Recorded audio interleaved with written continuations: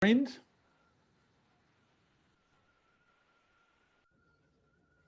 Yeah, all good for me. Perfect. Cool. All right. I'm just keeping an eye on the time. So I think we are going to jump straight into it. So firstly, welcome to everyone that has attended. For those of you that have attended, we will make a recording of this, so it will be available after this webinar. So you do have to whip away, no dramas. We'll make sure that gets shared out. So on behalf of Hudl, it brings me great pleasure to team up with Volleyball New Zealand and put this together, and we're delighted to have Hugh on board. As I said, host for today, look, my name is Simon. I'm the account executive here for Hudl. And on the call, we've got Giuseppe, one of our senior solutions consultants out of the US, and obviously Hugh, currently in Minnesota. So before we jump straight into it, I'm just going to stop sharing my screen. I want to quickly introduce Johan from Volleyball New Zealand. Johan, again, on behalf of Hudl, it's great to team up with yourself and put this together. And yeah, really excited to put together a bit of a 45-minute talk and chat through some stuff. So any sort of thoughts from you before we get into it? Yeah, thanks, Simon. Yeah, firstly, just thanks everyone for joining. It's great to see your sort of development as a coach, learning video. And I just want to say a huge thanks to Simon for organizing this, and also Giuseppe and Hugh. Myself, I'm really looking forward to the use of video and how it affects volleyball and how we can sort of, I guess, develop that around New Zealand. And just obviously not sure if we're going to have a final takeaway, but for anyone that's joining or listening in, obviously we have a Volleyball New Zealand Facebook page, VNZ Coaches Network. Obviously we're really looking to develop our coaches further, and that's just one of the pages that we sort of look to share, and obviously we will promote this and share the footage from this going forward. So yeah, thanks again, Simon. I'm really looking forward to it. Awesome. No worries. Thank you. Well, we'll jump straight into it. So Hugh, welcome. Thank you very much for giving up some of your time and joining us today. Hugh, do you want to give us just a quick run of where you currently are at the moment and who you're currently working with? Yeah, sure, Simon. Thanks for having us. I'm in the States, in Minneapolis, Minnesota, coaching at the University of Minnesota. And I've been here now since 2012. So yeah, pretty good run. Nice. And good. Yeah, you know, I'm excited to get into it here, talk a little bit about video and volleyball and all that stuff. Giuseppe and I have got a long history. In fact, he was on my staff in London at the Olympic Games there. And so it might be a short conversation. We'll tell you what we know, but it won't take too long. No worries. And Giuseppe, yourself, whereabouts are you coming from at the moment? I know you've been involved with Hudl for a few years and a long volleyball career yourself. Yeah, just working with Hudl right now, and I volunteer as for the Brigham Young University men's volleyball team in Utah that Hugh actually coached and played for back in the days, just 5-10 years ago top. No more than that. But so that's what I do, and naturally prior to Hudl, been working in volleyball since it was fairly young, with pro teams in Italy and national teams and collegiate teams, and love it. So ready to go at it today and see what else I can learn from Hugh, and happy to see what questions will come through. Yeah, no, thank you. So Hugh, I want to jump straight into it, and I want to start with you. You've been coaching for a number of years across a number of teams and have kind of seen it all.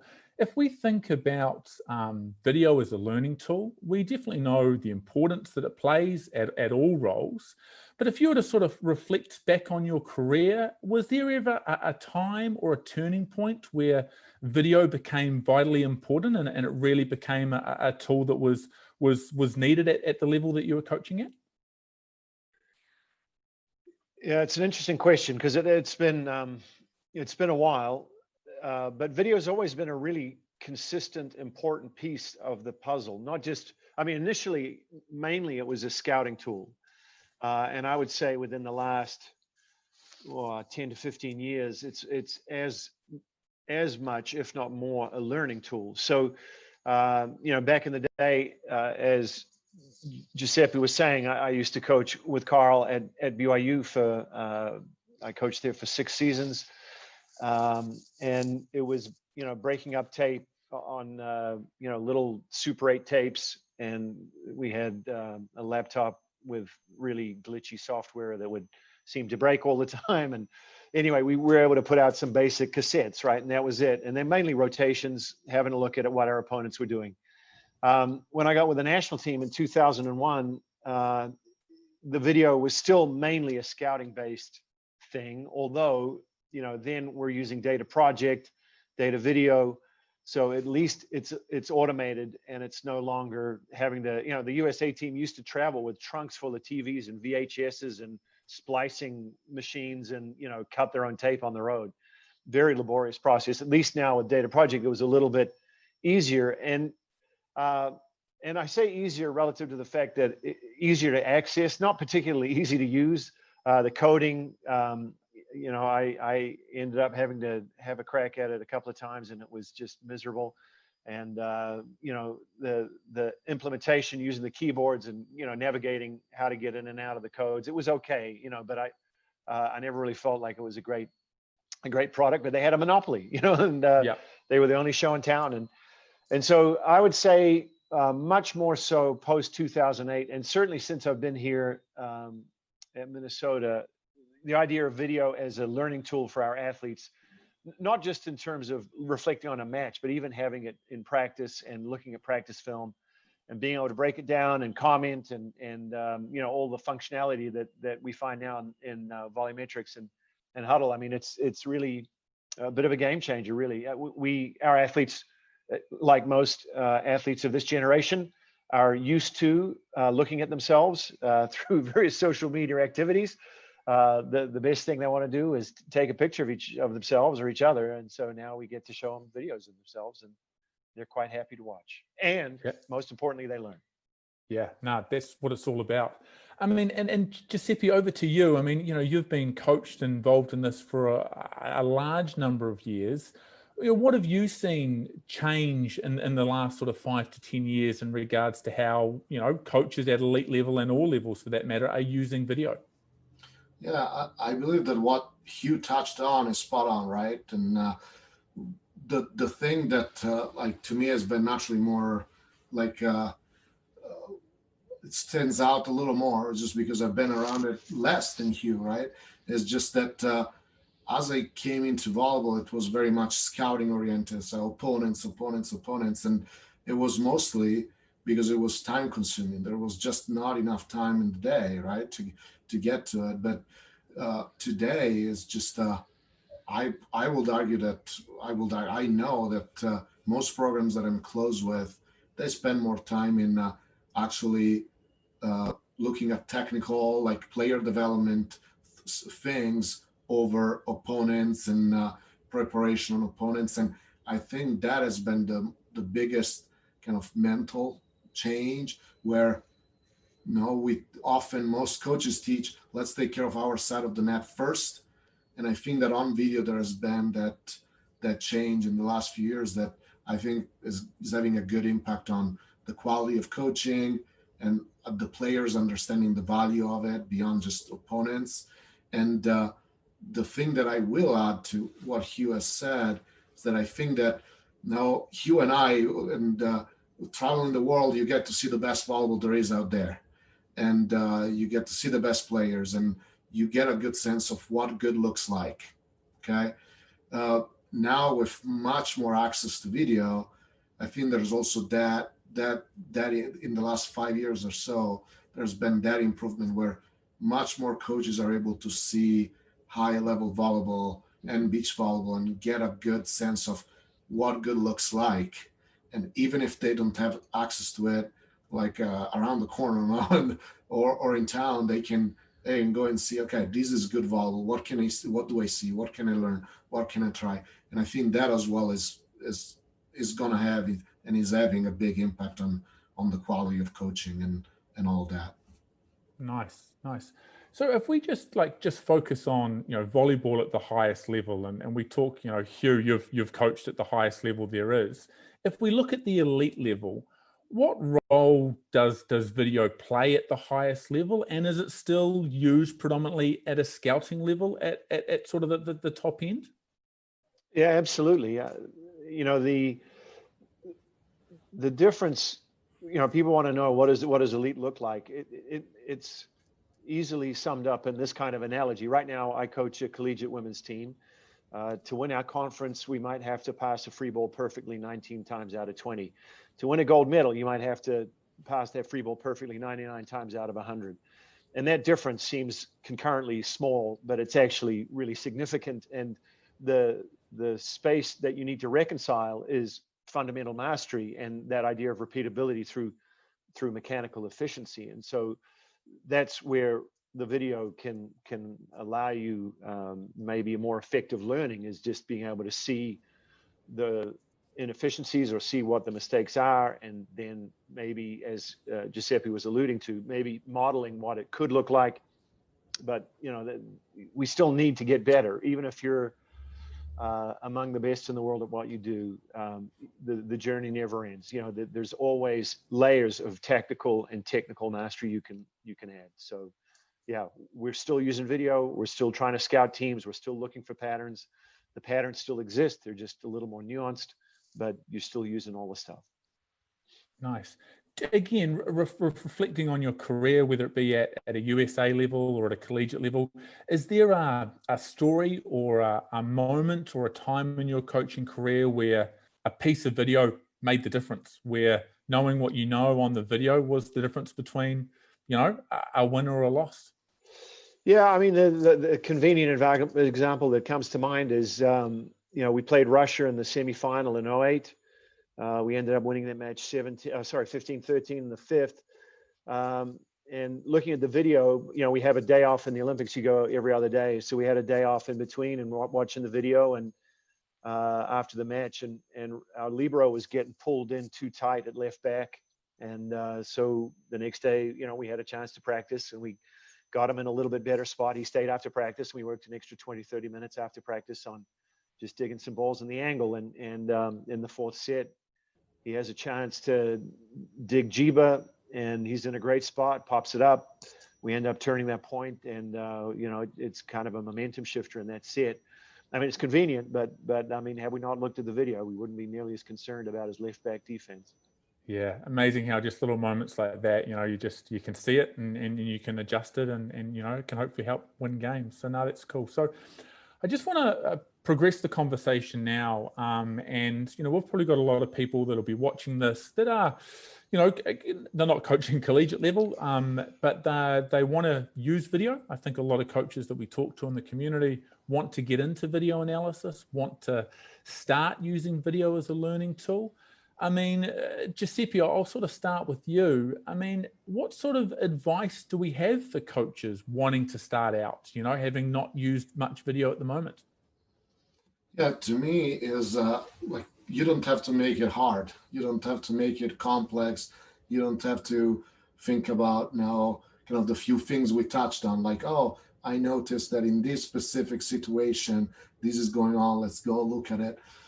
It doesn't have to be painful or anything like that. It really, it can be even just, hey, let's take 2 minutes, 5 minutes of this practice or of this match and look at your footwork, look at something specific, and just focus on that.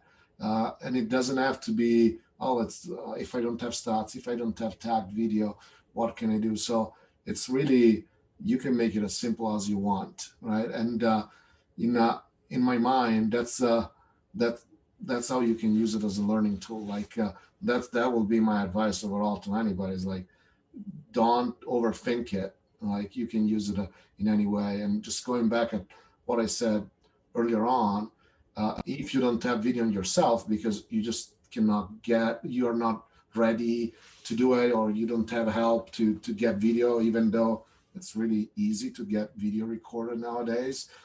There's so much content now online, even on YouTube, on the F5UB YouTube channel. just go and look at okay, this is how good volleyball looks like, to get an idea. I will never forget an experience where I had some players on my team that just had never seen volleyball at the next level, like the level they were at. Oh, that's the best volleyball I've ever seen. And I think it just helps a lot seeing, oh, this is where I can get to. So that's my advice, my approach. That starting with, don't overthink it. It's simple, and there's a lot of content out there. Yeah, no, that's awesome. So, Johan, I just want to sort of bring you in here. From a New Zealand volleyball perspective, you've been around the game a while. You know the level that's out there, and we're really trying to help and support coaches in New Zealand. I mean, from your perspective, what advice would you sort of have for coaches, that might leave this and wanting to start out there in the community? So yeah, I'd follow on from Giuseppe's. I mean, in order to sort of utilize it, there's different ways you can do it, but until you are sort of utilizing it, you won't really see you won't see the things unless you do it. A key thing is when you're watching a game or a coach, you kind of see those little points here and there. You don't actually see the bigger picture.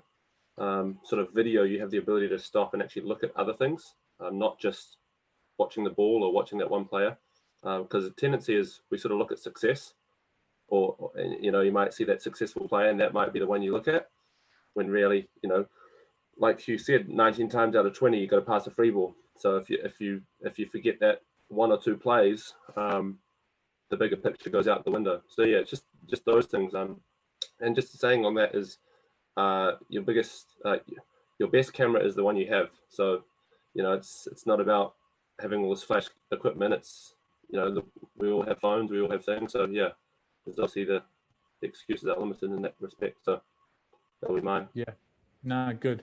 And Hugh, Simon, sorry, but something comes to mind. I mean, Hugh, you watch a lot of video from U18 players, like 14-year-olds, 15-year-olds, and a lot of that video is not great quality and all of that. But as you talk to those junior volleyball coaches, I wonder what you hear from them as far as video transitioning from just being a way to get players seen to, I'm using it as a teaching tool, as a learning tool for myself and for my players. Like I wonder what your experience is as you talk with a lot of kind of junior volleyball coaches that are starting to use it quite a bit, even just to get players recruited. Yeah, I think most of the people that are producing the video are producing it for recruiting reasons. I do think that, I guess I'd say, Giuseppe, that we're fortunate to have been around people that really saw the role of coach as more a teacher, and that's the way it should be, right? We've got 7 days in the week, and if we're lucky, we get to coach on the weekends, but for the other 5, we should be teaching as much as possible. But I do think that the idea of having, I guess we'll call them best practice methodologies for teaching skills and putting practices together is not as common a theme across our sport as you would hope. So I think for coaches, I think they understand a little bit of how it can affect learning. I think if they embraced more importantly, the laws of learning and the importance of feedback and the role that video can play. I mean, it's obviously a picture's worth 1,000 words. And we know that in feedback, words can be really ineffective in conveying the true meaning of what we're trying to get across. So using pictures, using videos is a great tool, but I just don't think that everyone understands that their role is to teach. That being said, the recruiting people, yeah, of course, they're using it all the time. That's the only thing they've got to get their athletes out there right now. So I would say that the quality of it's improving, but hard to know how many people are diving into the video to teach. Yeah. So Hugh, if we stay on the the athlete development sort of piece at the moment, again, what advice would you have for coaches who want to use video? They want to help their players and their teams get better, whether it's building for a tournament or a nationals. Like, where do we start? Is it filming training? Is it focusing on game? And where do you think coaches can get the most bang for buck? Is it technical or tactical? You know, where do we think we can start to make a difference with video? Well, it doesn't take much to be competent in all of those areas. You know, as far as scouting, depending on the level, like I said, there are patterns everywhere. So finding video to figure out what the patterns are and then to illustrate them is easy enough. And within that, maybe Giuseppe can speak more to this, but you know, there are certainly spreadsheets you can create, or maybe there are already in Volleymetrics that can help to identify patterns. And you know, with the data and the video, it's a compelling case for setting up tactical considerations against a certain opponent.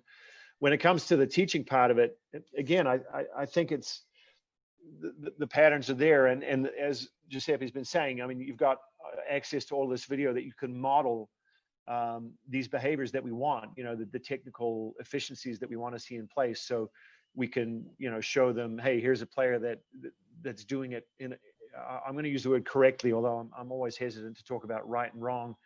I would say more effective and efficient methods than maybe others. But anyway, let's say that this athlete's operating from a position of biomechanical efficiency. Well, this is what we want you to look like. And you can see that you're doing these things different than they're doing it. So away we go. Let's try to get these things in place. And now all of a sudden we can show progress. We can give the athlete something to aspire to.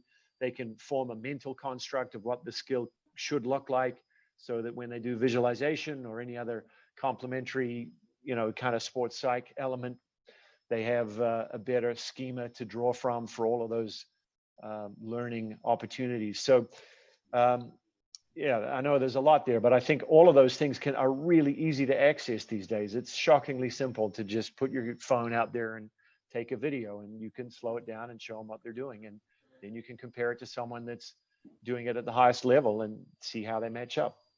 And the scouting stuff, like I said, patterns are patterns. They're everywhere.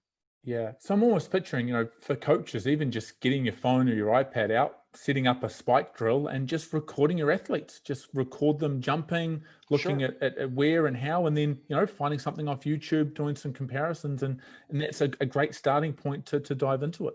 Absolutely. And you know, get them from different angles, get them from the side view, get them from behind, so you can see that, you know, whether they maintain the integrity of the straight line through the movement, all that kind of stuff. But absolutely, you want to just give them different looks. And then, you know, it's a whole lot easier to teach too, because it's no longer trying to make sure the words I'm saying are being understood the way I want them to be understood. The picture's the picture. Yeah. And then I suppose, yeah, you talk about scouting them from a rotation piece. I suppose it's just filming a game, looking at your rotations through an analytical lens. Go watch some USA volleyball, find some old Olympic games, look at what they do differently, and just sort of having that comparison is a good starting point for a coach. Yeah, certainly. I mean, there's a little bit to that, but I think the patterns are more about the hitters like to hit these shots, the setters like to set these sets. They, you know, I mean, the rotations, you know, these days, especially in the men's game with primarily 4 hitters in every rotation, the rotational tendencies aren't quite the same. They're a little stronger on the women's side, just because in the 4-2, there's a little more slide. There isn't as much back row, but that's going to change in the next few years. So I just think more looking at patterns of hitters, looking at the setters, and then kind of putting together a plan from there. I think that's probably the most important thing. No, that's cool. So I just want to touch on, like, if we just look at your team that you're currently working with, in regards to what your players see and how your players use video, do you just want to talk us through what a typical analysis week would look like, and when players would look at video and for how long, and what their week would look like in relation to video and using analysis? Well, we use video in practice through a lot of different angles. We have a side view and 2 different end views, but we're actually, and we're using 2 courts, and we put those pictures, we have a video board in our gym, so we actually put those up on the video board, and we put it on about I think it's about an 8-second delay or something. So after the play, they can look right up and see what just happened. Yep. So that's the first use of video. Practice will be coded. We have someone to code practice in real time. And so when practice is done, the video is uploaded, the codes are uploaded and synced. And then the athletes are free to go in and look at pull up all their hits, all their digs, all their passes, serves, whatever skill it is. They can click through them very quickly. If they see something that they want to talk about, they can tag a coach, write something in there in a little text box, and then we get notified that there's something there that we need to look at. We might go back and review practice or look at a couple of swings here or there that we want to bring attention to, and there's kind of that organic give and take there in terms of the practice video. When we're getting ready to play, usually we play back to back on the weekends, so we'll have different opponents Fridays and Saturdays, and generally Monday we'll look at video of us, like here's some opportunities for improvement based on our performance on the last weekend, and it will be a few things that we can work on. Obviously we're not going to fix everything in 1 week, especially when we're preparing for an opponent, but we certainly want to make sure that the team that we are in December is different than the team we were in August. We want to make sure that we continue to learn all the way through. And then when you get into the scouting aspect of it, we'll look at teams a little bit Tuesday, Wednesday, Thursday, Friday. We'll watch opponent tape, and of course Saturday will be a different opponent. But we're just trying to get ready for those teams, and we don't spend too much time in practice kind of modeling whatever they do, unless they do something really different that we have to get used to. But most of it is just being aware of their hitters, their servers, who the serving targets are, what the rotations might look like, if there are any special assignments that we need to do, anything we need to do differently, just making sure we're aware of the plan. And again, knowing that the plan is a starting point, but generally it's a pretty good starting point. Yeah. Yeah, Simon, I would like to ask a couple of questions that I think are going to be interesting. So you mentioned it earlier on in the conversation, Hughes, that how you're like, video is good also to establish, hey, this is how we want to play volleyball. These are our system, kind of as an additional tool to go beyond in the gym. Hey, this is how we want you to do certain things and so forth. And so that's really interesting to me because, like you said, explaining it and trying it is one thing, but when you see how it should be done, you can model yourself and then you can compare yourself. If you have some video, it's really interesting. And my question here is, it's kind of two things. The first is how much do you do individual video sessions versus group video sessions? Because especially with younger athletes these days, is getting them out of their comfort zone and be ready to face the fact, I'm doing something wrong, and the other people notice it. You want this environment where it's a learning environment that is good for that athlete. So how much is individual versus group or small groups, and how much do you use video to actually help the athletes develop their understanding of how to read the game and tactics and so forth in kind of this environment? Yeah, the first part, it probably depends on the group, and you're right. Apparently the worst thing you can do these days is fail, because there are epic fails everywhere on YouTube. But it turns out if you're going to be good at anything, you're going to have to make a lot of mistakes, and hopefully you're not making the same mistakes a bunch of times in a row, but you got to create an environment where it's safe enough to make errors and learn from them. And the video, we have used it as a priming mechanism, like watch the video of doing it right, now try to do it and then see how you did it.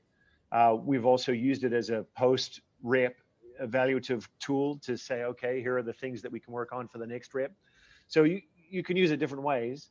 And to that end, we've watched video with individuals, we've watched videos by position, and we'll watch videos with the whole team. It really depends on what you're speaking to. So I think all of those applications are valid. But when you're trying to talk about this idea of modeling behavior and trying to establish, you mentioned the idea of trying to look at systems. I mean, if we're talking about offensive rhythm, we can look at teams that are running at a tempo that we like and say, hey, have a look at this. This is kind of the rhythm, and this is where we want the sets to generally be, and this is how we want to do it. And they can watch, and it's a whole lot better than someone sitting in front of a whiteboard, drawing X's and O's on it. Yeah, absolutely. What about like teaching tactics? Like in the practical example is often blockers. Like players that make it to the next level oftentimes are just they're talented, and they're physically they're good, but then to take it really to the next level, it takes understanding the game and so forth. Sure. And so how much of that kind of that teaching and that learning part related to video naturally is about, like we talked in the gym about, we want you to commit when there's this tactical situation. And so how much do you end up using video to kind of teach, hey, these are the situations that we're asking you to be able to read, that we want you to see, so that you can react faster and be a better player overall? Yeah, it's important, right? As you spoke to, as you work your way further up the volleyball food chain, being physically gifted is no longer a real differentiating factor for many. The great ones, they can all jump high, they can all hit hard. But what they can also do is they can read the game. And what that allows them to do is to see things, and maybe it's more importantly to make decisions a little bit sooner than the others. They will take a play and they will see, based on the position of the set, the position of the hitter relative to the ball, maybe the way they've got their arm set up, or who knows, they'll look at all of that information and reduce this seemingly infinite number of possibilities or outcomes to really one or two things that can happen, and they'll go get in the right spot, and all of a sudden it looks like they're superhuman. They're not. They just made a good read, and so that element is really important. And being able to teach to that, we can in video, absolutely. Hey, here's different tactics, here's different things, but the hardest thing is to get the appropriate degree of transfer from a video to what it would be in real time. And so, the next opportunity that will present itself in the video sport learning space will be, visual acuity through some kind of augmented reality or something like that, or where people are wearing goggles and they're making decisions and all of that. But there's no doubt that we've done all kinds of video-based stuff to say, okay, the setter's got the ball, where are they going? And they have to make a decision.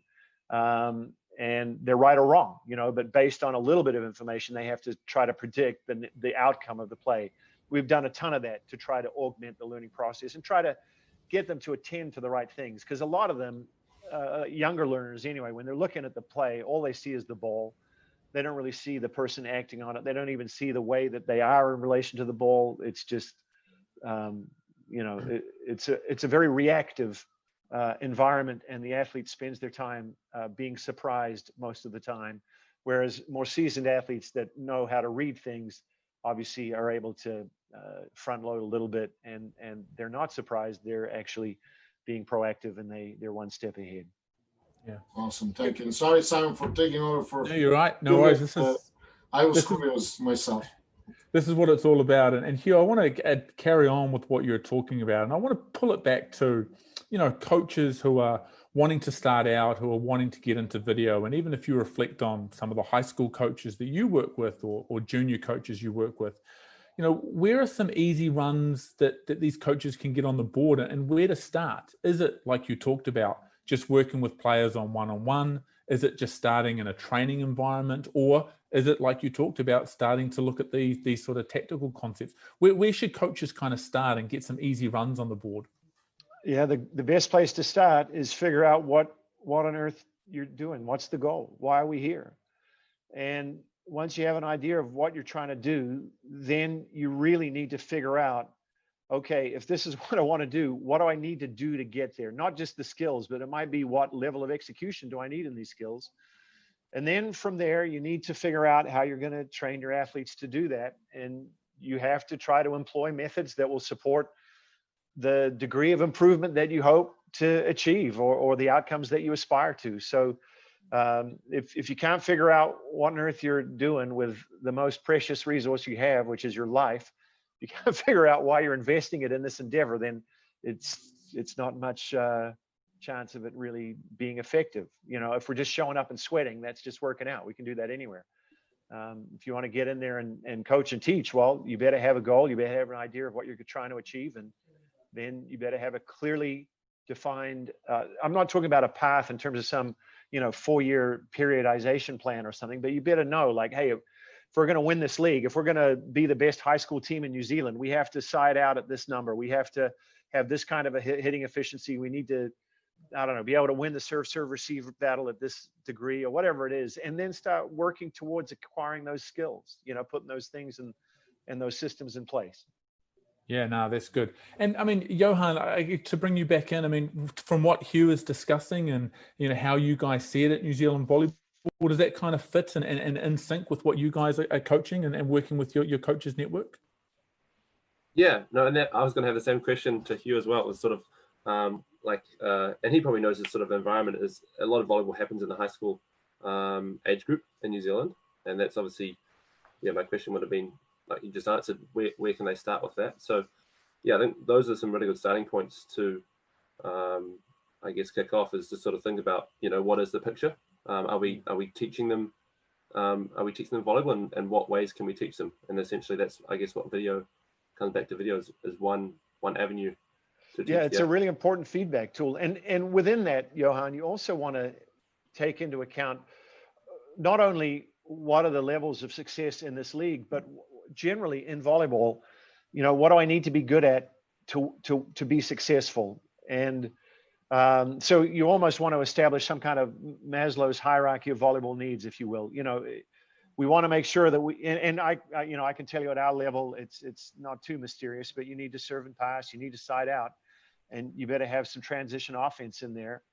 And if you happen to be able to block, good, but it's not going to be the difference between winning and losing very often. And so knowing that most often than not, the game is won and lost at the pins, how you train, you might have the best middles in the country, but if you don't have the best pin or any good, if you're no good at the pins, it doesn't matter. You might be the best blocking team in the country, but if you can't pass or side out, it's not going to matter. So not only do you need to know what skills are the best teams doing that you need to beat to achieve whatever goal it is you have, you also have to understand what skills in our sport correlate most highly to winning. And, that's easy enough to find out too. Yeah. So Hugh, do you have, I know there's lots of numbers and stats in volleyball. If you look at your team, and again, we'll relate this to some high school coaches, what are some basic numbers or stats or simple KPIs that coaches can begin to implement or use as a metric to see if they're progressing? Are there any stats or numbers that you recommend coaches start at to sort of use in their coaching? Sure, and Giuseppe can jump in on this as well, but I think, as I said, side out matters. So you need a side out percent and a point scoring percentage. You need some degree of hitting efficiency, I think, and that again, these are all easy enough to calculate. You could have people with a pen and paper on the side of your court taking basic stats to figure out these things. You'd like a passing number, you'd like a serving number. I don't know, maybe that's about it. I mean, and maybe, I'd add this. You also want some idea of how many balls you're digging, and out of those number of balls that you dig, how many opportunities you're creating for a swing to happen, and then how many of those creates you convert into points. So digs, creates, converts on the defensive end.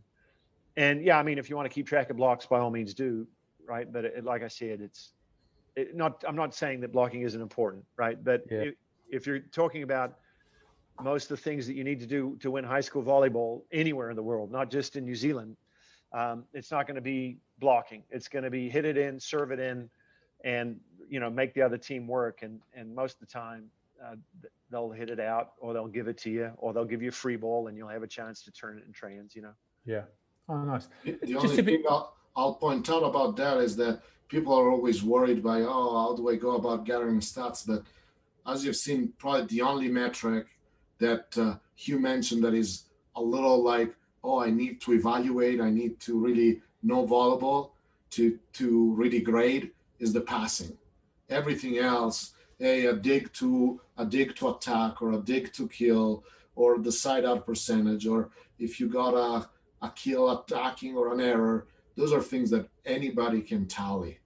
But they really give you a lot of direction on where to go. Then naturally at the level that Hugh is playing, you want a lot of the more subjective, nuanced statistics to really know what's going on in this situation, in that situation. But to start with, there's a lot of stuff that you can get that is anybody can do really, just tallying out number of touches, and you've got the volume of touches, all of that. It's really good. Yeah, and even just a couple of things, the serve and pass stuff, you're right, you need to know a little bit, but what you need to decide is how you want to grade it. If you want to be on a 0 to 3, 0, 1, 2, 3, or a 0, 1, 2, 3, 4, depending on the quality of the pass or what your passing target is, and serving and passing are inversely related. You get both pieces in the same action, I guess, from the opponent to you. But yeah, that stuff is, you don't need a computer, you don't need anything, you just need a pen and paper and a human that's breathing to be able to keep track of that stuff. Easy enough. And yeah, if you got someone that can input it into a spreadsheet, even better, I guess. More importantly, just to track improvement and to track performance. But yeah, what Giuseppe's saying, right? As you get further up in the levels, the margins between winning and losing get thinner and thinner. But any high school volleyball, that's not the case. What we need to do is be able to get a baseline of performance, show improvement, because all athletes are addicted to improvement. Show improvement and continue to try to figure out how to get to the level that we need to be successful.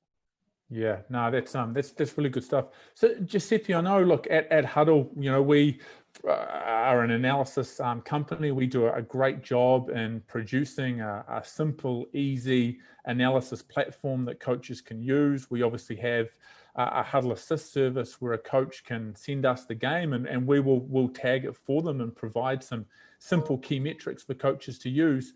In regards to what we tag, and if a coach was using our Hudl Assist service, what are some key metrics that you think they could start using and to start to look at that you see happening out there in the community? All that we talked about is in there, but I think the biggest value at the end of the day is, yes, looking at the numbers and being able to track improvement.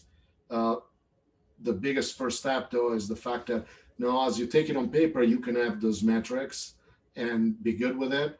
But the moment that you have even just touches synced with the video, that's where now it takes it to the next level, because all of the feedback loop and that you want to create becomes so much easier and so much faster, and communication is streamlined. That is the big step up right off the bat. And then as you get into that routine, then you have all the automated stats that come through, from efficiency to passing to serve and to side out percentages, first ball side out percentages, and so forth, which come handy in helping you maybe save time from bringing those stats on paper to a spreadsheet. You have them already there, and you use those 15-20 minutes to actually sit down with a player before practice and look at something, or make a little playlist and send it and share it to a player to show some specific technical or tactical things that you noticed. So that's to me is the ABC of what it means to start using software to do stuff and collaborate. Nice. No, that's all good feedback. And as I said to everyone here listening, we'll send out some more information around what we're doing in the community high school space, and we can get some more information around what we tag and our Hudl Assist service. But I just want to I'm conscious of time, but Hugh, I want to spend a little bit of time just talking about recruitment. And we have a lot of young Kiwi kids, teenage kids that are playing at a high school level that would have ambitions and love to go and play collegiate volleyball. What advice would you have for coaches that are working with some top young talent that have ambitions to go on and try and play college volleyball? What advice would you have them in regards to getting them stateside, and where do you start?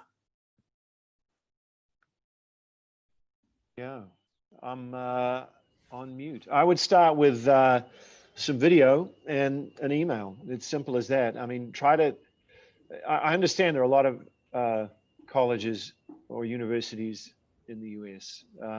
So maybe the approach is, I just want to get one of them. But I think it's probably more important to be a little more targeted in your approach. On the men's side, that's easy because there just aren't that many men's volleyball teams. So you're emailing one of 20 schools or something like that and saying, hey, what do you think? But even then, I think you want to be conscious of geographical considerations. You want to look at the size of the school. You want to look at the academic rigor of the institution. I think all of those things should play into it. Understanding that even though at that point in your career, you're probably believing that volleyball is the most important thing, at some point having an education is going to matter, because we're all an ankle sprain away from unemployment. So we've got to be able to have a good degree behind it. So get online, find schools that you like, or at least you like the sound of. Email the coaches, send them a link, and see what happens, and just stay in touch. Try to establish lines of communication. I think it's easy enough. I understand there are recruiting services. There are all kinds of things that are out there.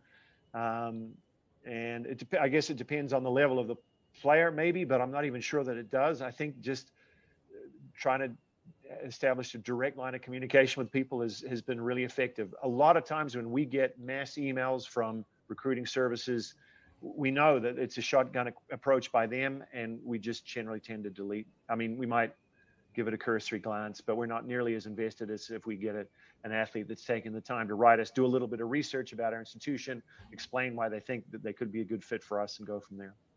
Yeah, that's really good feedback. And then in regards to, you call it a highlights reel or a piece of video, what advice would you have for coaches working with athletes? Is it just a best of playlist? Is it just all of your hits? Is it maybe a 10 minutes of a full game? How much video should coaches, and I know it's a $1 million question, but in your eyes and your experience, what advice would we have for athletes wanting to put together a highlights reel? Yeah, I mean, it's less is more. Give us 3 to 5 minutes maximum, and if it's 5, it better be really intriguing. But yeah. 2.5 to 3 minutes. We don't need a lengthy intro about where you're from and how you found your passion in volleyball and all that stuff. Not that we don't care, but that we've only got so many minutes in the day. So if I'm a outside hitter, here's some swings on the left pin. Here's me passing and hitting. Here I am blocking a little bit over on the left. Here's me hitting some good serves in the court. Here's a little bit of game footage. And like I said, 3 to 5 minutes, in and out. If it's a libero, hey, here's me passing a ton from different zones, maybe in different spots. Here I am digging some balls. Here I am setting some balls. Of course, in America, the libero can serve. So here I am hitting a good serve in the court, and that's that. So just, again, highlight the skills that are relevant to that position. It would be nice if the video that you had showed you being successful at those skills. Yep. You'd be shocked and stunned at how many videos we get of kids that are, hitting it in the tape or something. So, I mean, maybe that's as good as it got, right? So it's a good swing, but it was a meter out sort of thing. Yeah, but we just want to get a fair idea. And it doesn't take 10 minutes to know if a kid's going to have a chance or if there's even worth a follow-up. It takes about 30 seconds.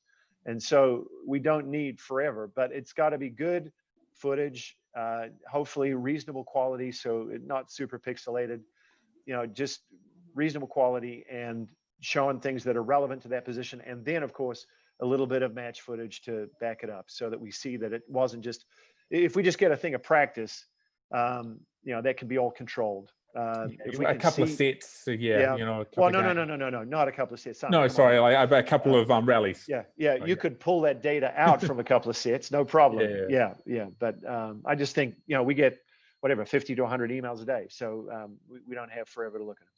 Yeah, and then just sort of carrying on from that, if we think around, I mean, I know it's a $1 million question, you might be biased being a Kiwi yourself, but if we wanted to have a point of difference as, a New Zealand female or a New Zealand male athlete, what can a player work on, and take an outside hitter as a case in point, what can they work on to potentially be a point of difference, to separate themselves? What, if you're you've got 2 years left at high school, you've got some ambitions. What's a point of difference that you're looking for as a coach? Well, again, going back to this idea of having a look at the lay of the land, if you have access to the internet, you can watch what college volleyball looks like. And if you have an idea of the level that you aspire to, or the college that, or I don't know, the level of conference or institution that you want to shoot for, then have a look at what they're doing and try to frame your video accordingly relative to the levels of efficiency that their conference or their team exhibits. But obviously it's a highlight film, right? So we want to see you doing good stuff. Yeah. But if you know something, if you know a little bit about the teams that you're writing to, that's better than just, hey, I happen to see you have a volleyball team and here I am. And the dear coach thing, if you know the coach, write to that coach or write to all the coaching staff, because maybe the head coach isn't watching every recruiting video. So try to get as many people on that send as you can.